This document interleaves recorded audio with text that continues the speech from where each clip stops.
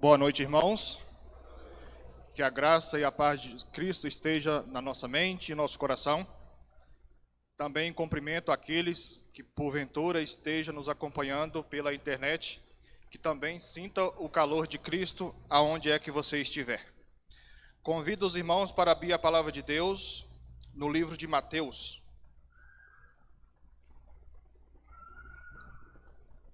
Mateus, capítulo 20.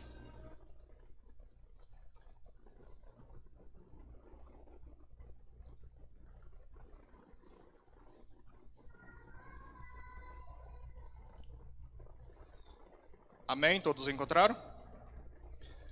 Assim que nós estamos com a palavra de Deus aberta, vamos elevar uma prece em oração. Querido e amado Deus, obrigado, Senhor, pelo privilégio de estarmos aqui na Tua santa casa de oração. Obrigado, Pai, que até aqui o Senhor nos protegeu, nos guiou, e aqui estamos, ó Pai, para Te adorar e também para ouvir a Tua voz. Que nesse momento, ó Pai, se cale o homem, que o Senhor venha falar a nossa mente e nosso coração. É o que Te peço e agradeço em nome de Jesus. Amém. Amém. Nesta noite, nós iremos estudar um pouco sobre o reino de Deus. O reino de Deus na Bíblia, ele é diversas vezes repetido esse termo. Somente nos evangelhos, há cerca de 50 vezes esse termo no livro de Mateus, cerca de 16 vezes no livro de Marcos, cerca de 40 vezes no livro de Lucas e 3 vezes no livro de João. Somente nos evangelhos. Tudo que há na Bíblia é importante, mas quando a Bíblia faz questão de repetir, porque é muito importante. Então, se está muito repetido na Bíblia, é importante nós estudarmos esse assunto. E por mais que nós conheçamos, nunca é demais aprender. Primeiro, o que é reino? Para haver reino, é necessário algumas coisas. Primeiro, é necessário haver um rei. Para ter reino, tem que ter rei. E é necessário ter também território ou domínio. Um reino, ele tem um território de domínio. O rei, ele reina sobre um determinado território, um determinado domínio. E para haver reino também é necessário haver súditos, ou seja, pessoas que submetem ao governo do rei. Então tem que ter o rei, tem que ter um domínio, um território, e tem que ter pessoas submissas a este governo. E nós vamos ler e estudar um pouco mais sobre o reino de Deus. E outra pergunta que eu faço é: o reino de Deus e o céu é a mesma coisa? E eu já adianto que não.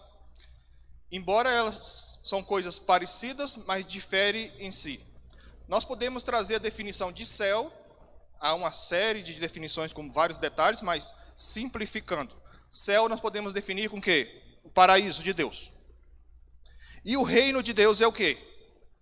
Nós podemos definir de forma simples também, que é a presença de Deus e o governo de Deus.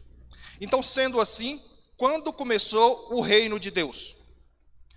O reino de Deus, ele é dividido em 3 fases, basicamente. A fase do reino da promessa. Quando que foi essa fase? Da queda de Adão e Eva até a cruz. Por que reino da promessa? Porque eles aguardavam a promessa do dia do resgate. A promessa da redenção. Então, após a cruz, ressurreição de Cristo, inaugurou-se outra fase do reino, que agora é chamada de reino da graça. E nós se encontramos nessa fase. Nós já vivenciamos o reino de Deus hoje. E para que nós possamos estar no céu um dia, no paraíso de Deus, na presença plena de Deus, nós precisamos viver desde já os princípios do reino de Deus, que começa hoje. Então nós vivemos agora na fase do reino da graça de Cristo. E nós almejamos, nós desejamos uma outra fase, que em breve ocorrerá, que é a fase do reino da glória. Amém? Nós desejamos e almejamos essa fase do reino, o reino da glória. Se você está aqui, se você tirou um tempo para assistir essa mensagem, é porque de alguma forma você crê nisso. Você crê que deseja estar com Cristo, nosso Salvador. Vamos para a Bíblia então. Mateus capítulo 20, nós vamos ler por parte, mas vamos ler algumas partes aqui. Não vamos ler o texto todo, nós vamos meditar do capítulo 20, do 1 até o 16. Verso 1. Porque o reino dos céus é como um proprietário que saiu de manhã cedo para contratar trabalhadores para sua vinha. Ele combinou pagar-lhes 1 denário, pelo que mandou-os para a sua vinha. Então, vamos parar por enquanto. Então, Jesus Cristo, ele está contando uma parábola para ilustrar o reino de Deus. Existem outras parábolas que também ilustram o reino de Deus. E aqui ele diz que um certo proprietário, ele saiu para contratar pessoas para trabalhar em sua vinha. E ele combinou com essas pessoas, qual o valor do salário? 1 denário, que é o valor de um dia de serviço braçal. Que talvez, não sei exatamente quanto está hoje, talvez R$70, 80, não sei. Mas é o valor de um dia de trabalhador braçal. E as pessoas concordaram, não, tudo bem, vamos trabalhar. Acontece que as pessoas foram trabalhar logo de manhã, no horário combinado. E nós não vamos ler todo o texto, mas aqui nós conhecemos bem a história. Só que em determinado momento, o dono da vinha saiu para procurar outros trabalhadores. Só que aquele já estava lá suando, já estava ralando lá. E aí ele convidou os outros, e os outros foram trabalhar também. E em determinado momento, passou algumas horas, ele foi lá e buscou outros trabalhadores. E aqueles já estavam trabalhando. E eles continuaram trabalhando. E assim foi por várias vezes. Em determinado momento, ele contratou outros trabalhadores, faltando apenas 1 hora para terminar o dia de serviço. E aqueles outros já estavam ali cansados, um dia exausto, com sol quente. Imagino eu ali com as suas mãos já calejadas, doendo de trabalho. Até aí, eles não se estranharam. Mas veio a hora de que agora? Do pagamento.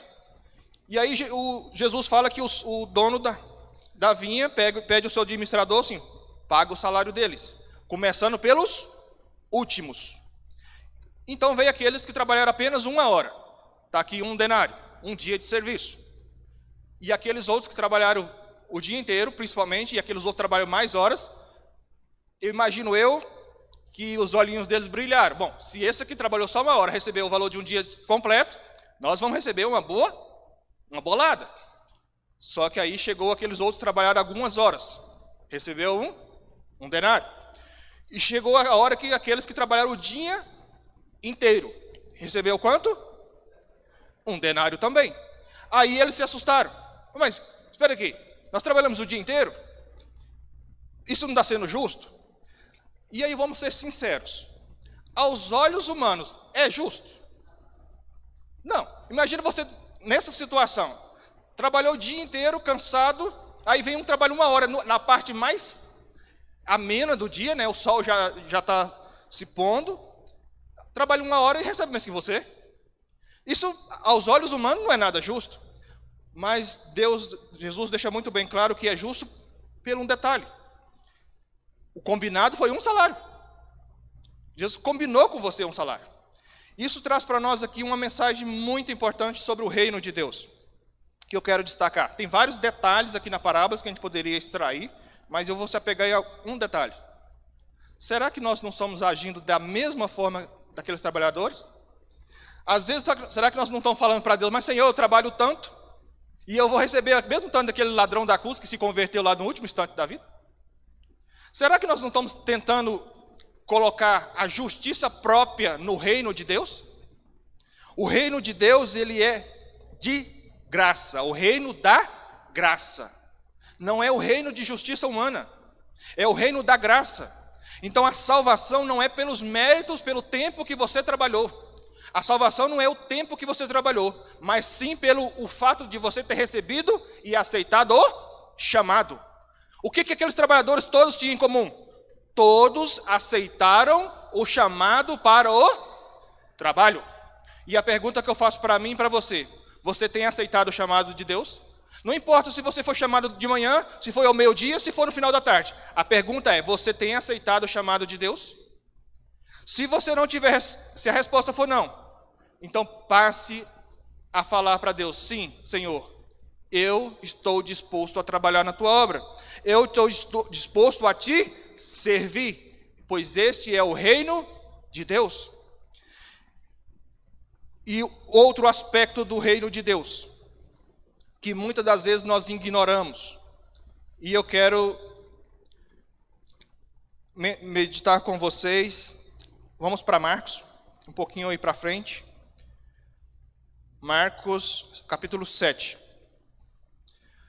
Aqui, para contextualizar o texto que nós iremos ler, primeiramente, muitos irmãos de outras denominações, talvez você que possa estar assistindo, interpreta mal esse texto, achando que ele está liberando para comer coisas imundas. Para você entender todo o texto, é necessário ler Marcos, o 7 que nós estamos lendo aqui todo, e também ler Mateus 15, do 1 ao 20. É necessário que você leia os dois textos, nos dois livros, porque eles se complementam. Mas aqui nós vamos tirar uma mensagem desse texto aqui. Então aqui, vamos ler o versículo 1. Os fariseus e alguns mestres, vindo de Jerusalém, reunidos-se a Jesus, viram alguns dos seus discípulos comer com as mãos impuras, isto é, por lavar. Eles estavam comendo pão.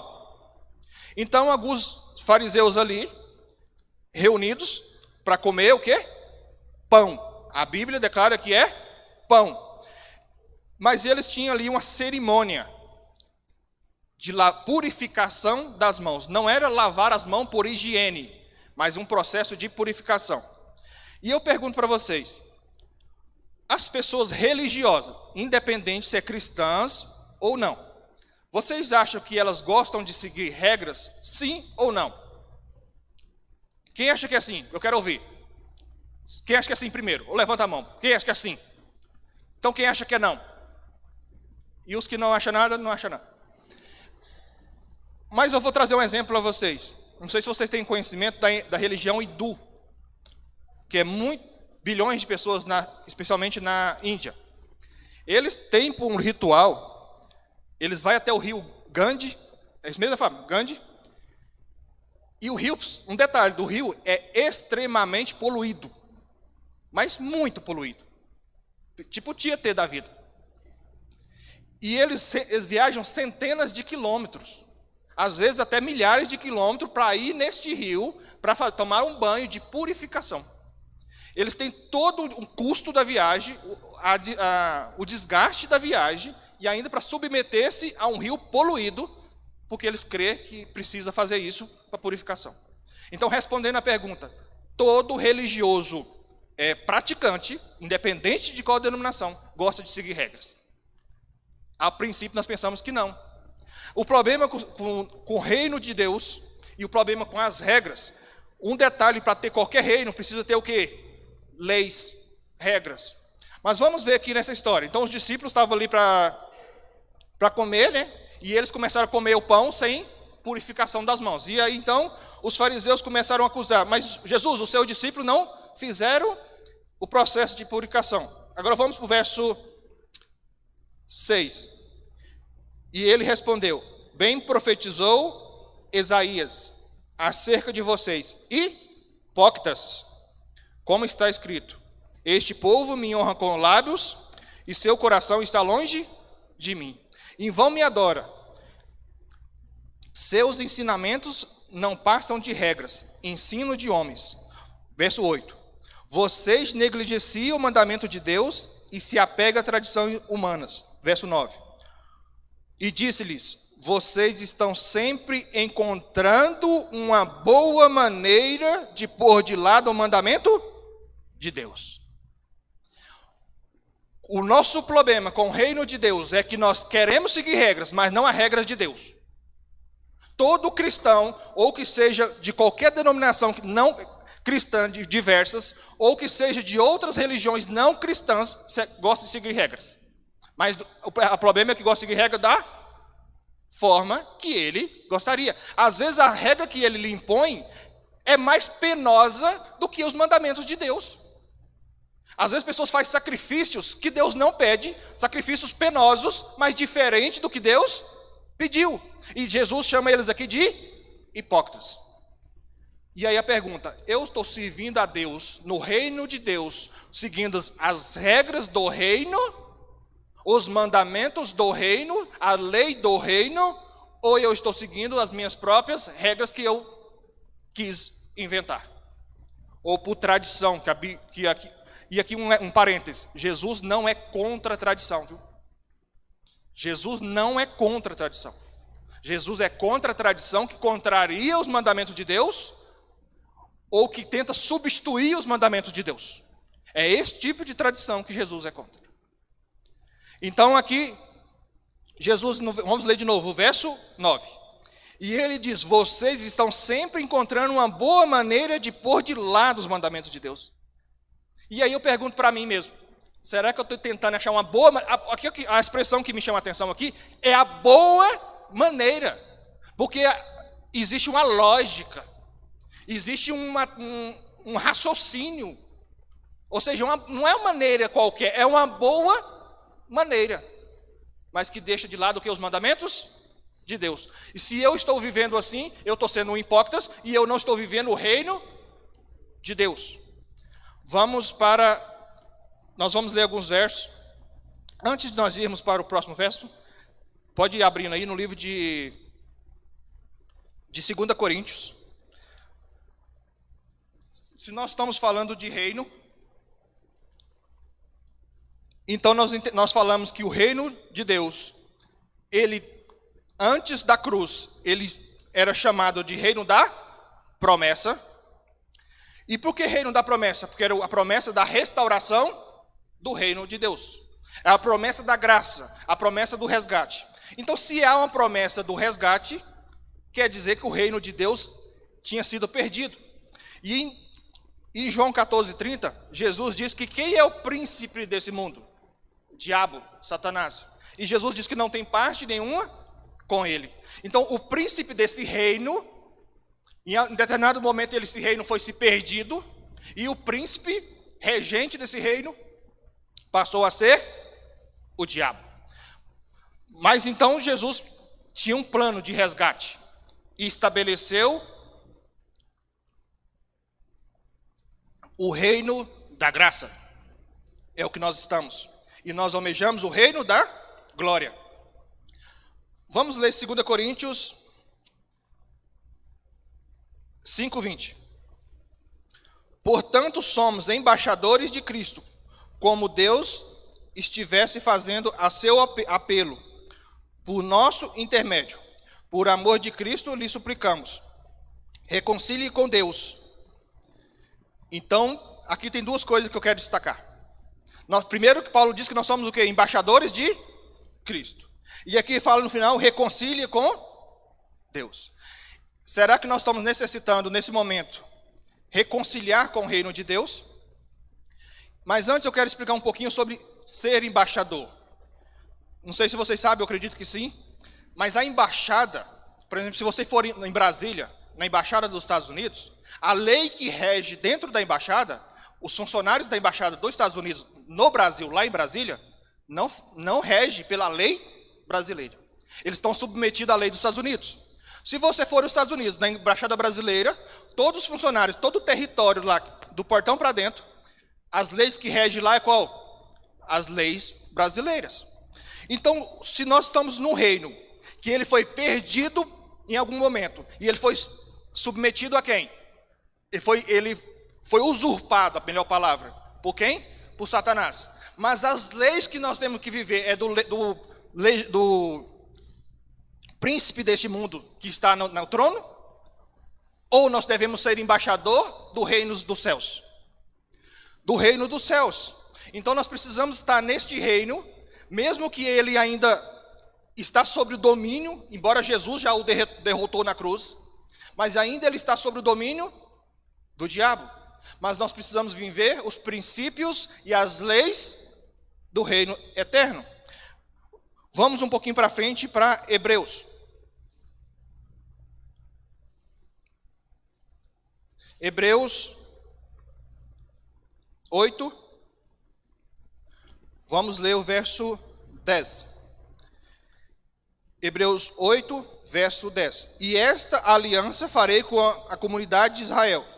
Depois daqueles dias, declara o Senhor, porei minhas leis em sua mente e escreverei em seu coração. Então, nesse novo reino, no reino da graça, a lei, sim, ela existe. Deus declara muito claro aqui no Novo Testamento, o livro de Hebreus, que o reino da graça é um reino de leis. Porque se não há leis, não tem como reger um reino. Mas a pergunta que nós devemos fazer nessa noite é o seguinte: aonde que está escrito essa lei? Será que a lei, para mim, ela está sendo escrita na pedra? Um sistema farisaico? Um sistema de querer uma obediência forçada? Uma obediência que eu tento segui-lo, aquela regra, posso ou não posso, simplesmente criando regra sobre regra? Como nós vimos no livro de Marcos, tentando criar mandamentos que não estão na lei de Deus? Como os fariseus faziam? Será que nós estamos servindo nesse novo reino esse tipo de leis, escrita em pedra? Ou se nós estamos seguindo um reino, tentando seguir este reino, com leis nenhumas? Com alguns declara que não precisa de lei nenhuma. Mas existe uma terceira opção, que é o que está na Bíblia. Escreverei as leis na mente e no coração. As leis, ela precisa ser racional. Nós precisamos entender os fundamentos da lei. Nós precisamos estudar a Bíblia, não simplesmente seguir porque está escrito. Nós precisamos entender o porquê Deus está nos pedindo que nós seguimos isso. Nós precisamos entender os princípios da lei de forma racional, de forma inteligente, na mente. Mas ela também deve estar onde? No nosso coração. Ela deve ser espontânea, deve fazer parte da nossa vida cotidiana de forma espontânea, por amor a Cristo. À medida que nós deixamos que Cristo vai renovando o nosso coração, a obediência à lei deve ser um processo natural. É esse tipo de lei que rege o reino que nós estamos, que é o reino da graça. E o reino eterno, e o reino da glória, terá lei? Mas é claro, da mesma forma que tinha no Jardim do Éden. Não existia lei no Jardim do Éden, e Adão contrariou a Deus, pecou contra essa lei, e por isso ele perdeu o domínio deste planeta. Então, há sempre lei.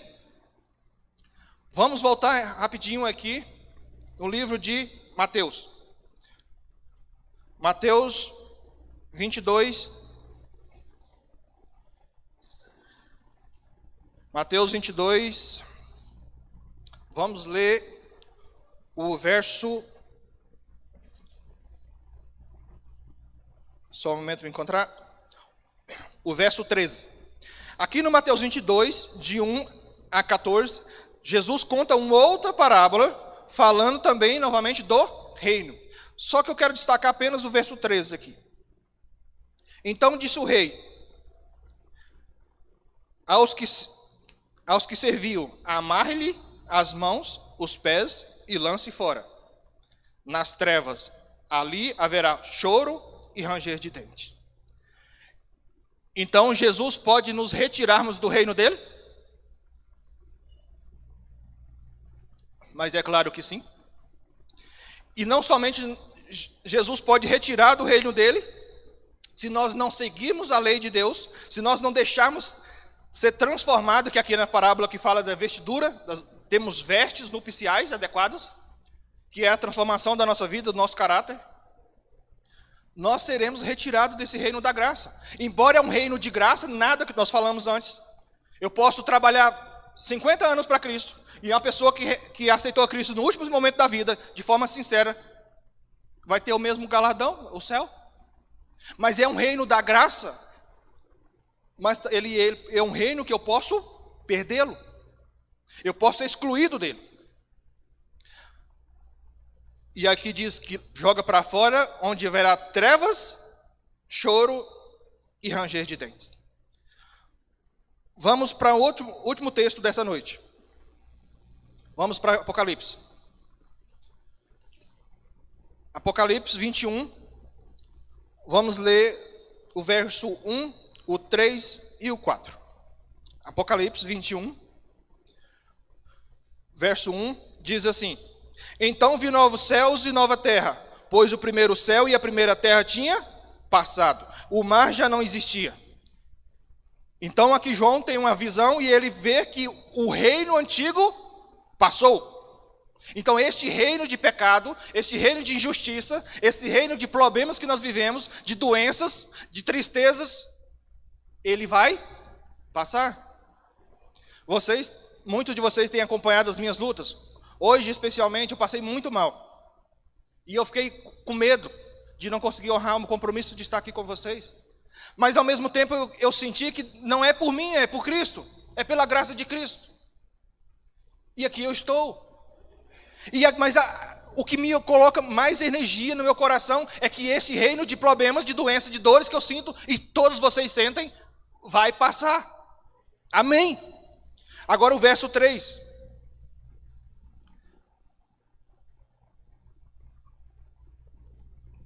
O verso 3. Aqui. Ouvi outra voz forte que vinha do trono de Deus dizia: Agora o tabernáculo de Deus está com os homens, dos quais ele viverá. E o que eu quero destacar, final do verso: eles serão os seus povos, e o próprio Deus estará com o seu... vou ler de novo. Final do verso: eles serão seus povos, e o próprio Deus estará com eles, e será o seu Deus. Nós almejamos o reino da glória, onde isso vai se cumprir. Nós seremos o povo de Deus, o povo que aceitou viver o reino desde agora. O povo que aceitou o chamado para ir trabalhar. O povo que não questionou quanto tempo eu estou trabalhando, não fiquei olhando para o vizinho de quanto tempo ele está trabalhando, olhando para o meu irmão, eu trabalho mais que você. Não é este reino que Jesus chama. É o reino que é um chamado individual para mim e para você.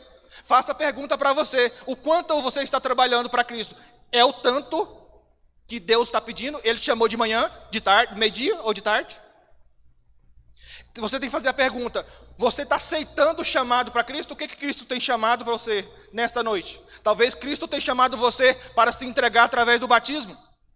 Talvez Cristo tenha chamado você essa noite para você renovar os votos com Cristo. Às vezes você esteve afastado de Cristo e Cristo está te chamando essa noite para você se rebatizar. Talvez Cristo está chamando essa noite para que você cumpra os mandamentos de Deus. Talvez Cristo esteja chamando você essa noite para que você passe a estudar a Bíblia, para que você entenda os preceitos e os princípios do reino de Deus. Eu não sei o que Cristo está chamando para você essa noite, mas eu sei o que Ele está me falando, e eu sei dos meus problemas, eu sei dos meus defeitos, e eu estou buscando a Cristo para que eu possa viver este reino. Verso 4. E Ele enxugará dos olhos toda lágrima, não haverá morte, nem tristeza, nem choro, nem dor, pois a antiga ordem passou. Pois o antigo reino de trevas passou. Não haverá morte, não haverá tristeza. Não importa o que você está vivendo hoje, vai ser passageiro. Eu quero terminar para vocês contando um relato. Não é simplesmente história.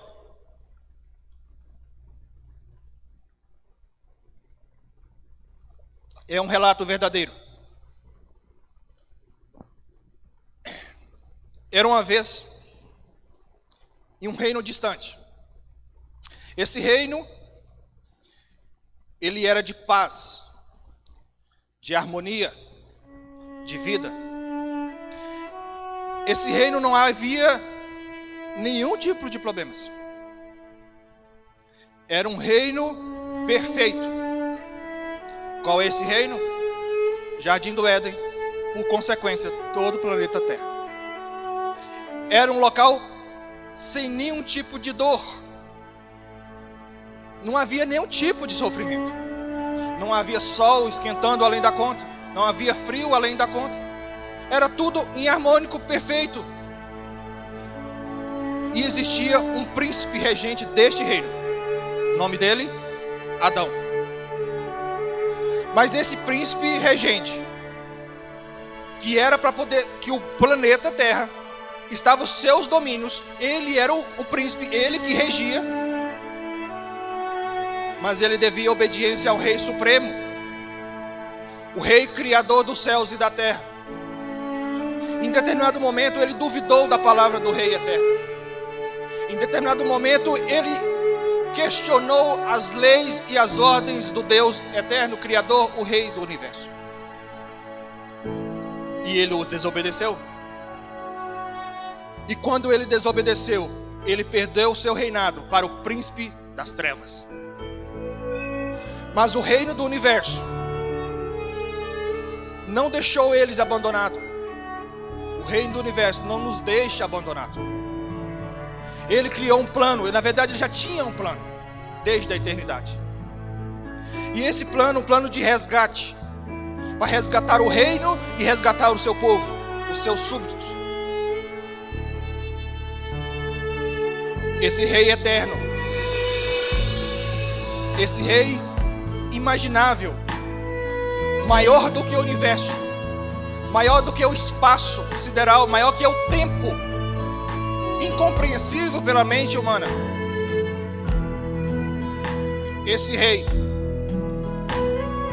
em seu plano, ele esvaziou-se de toda a honra e glória e majestade, e ele passou a ser servo, e ele nasceu como homem. Ele esvaziou-se e assumiu uma forma humana para resgatar este reino.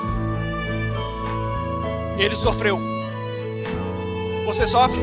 Ele sofreu mais. Você é injustiçado? Ele foi mais. Porque ele era santo, perfeito e não merecia nada do que passou. Este rei eterno que se esvaziou é Cristo Jesus. Ele se esvaziou para poder inaugurar assim o reino da graça. E para isso ele morreu. Morte de cruz. Mas não se engane. Embora o rei, quando Jesus Cristo, o rei do universo, morre na cruz, ele derrotou o príncipe desse mundo, o príncipe das trevas, mas ainda ele tem atuação. Não deixe se enganar que você está vivendo o reino da graça, que você não tem inimigo.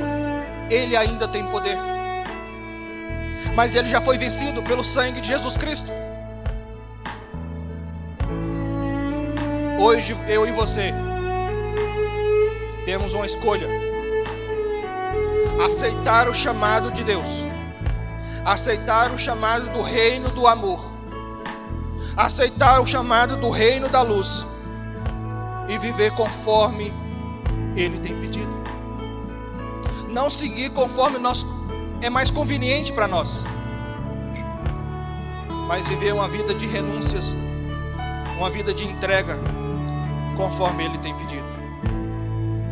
Se nós aceitarmos a Cristo, se nós aceitarmos este reino, se nós vivermos este reino agora, nós estaremos aptos, não pelas obras, não pelos nossos próprios esforços, mas nós estaremos limpos, com as vestes brancas, pelo sangue do Cordeiro, e nós estaremos aptos para entrar na graça eterna, que é o reino da glória. E nós viveremos para sempre com Cristo Jesus. Não haverá dor, não haverá sofrimento, não haverá angústia, porque as primeiras coisas se passaram.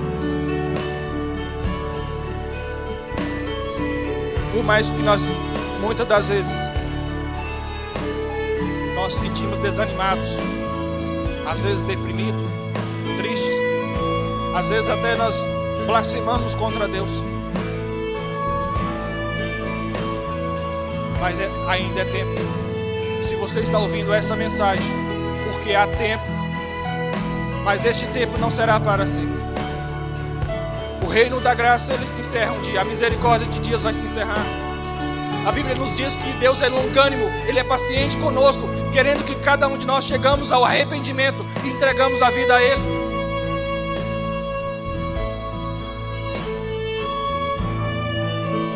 Por mais falho e pecador que eu sou, uma coisa que ninguém pode me acusar é que eu não tenho desejo de estar no céu. É o que eu mais almejo. Eu quero estar com Cristo Jesus.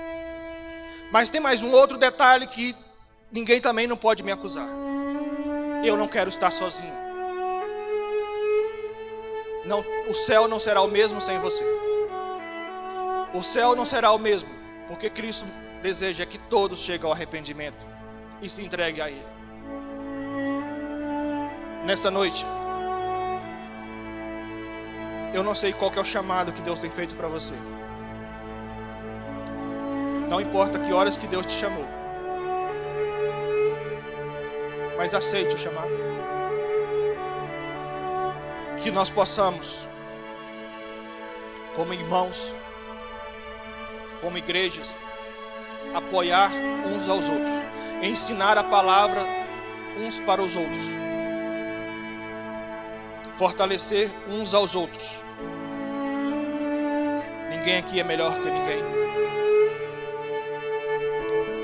Mas se nós temos um conhecimento da palavra de Deus, se nós temos um conhecimento deste reino, nós devemos viver esse reino, mas também devemos ensinar a viver neste reino.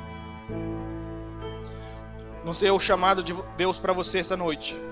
Se é para você viver o reino, para você viver os princípios do reino, obedecer à lei do reino, ou é para você ensinar alguém a viver os princípios do reino. Provavelmente as duas coisas.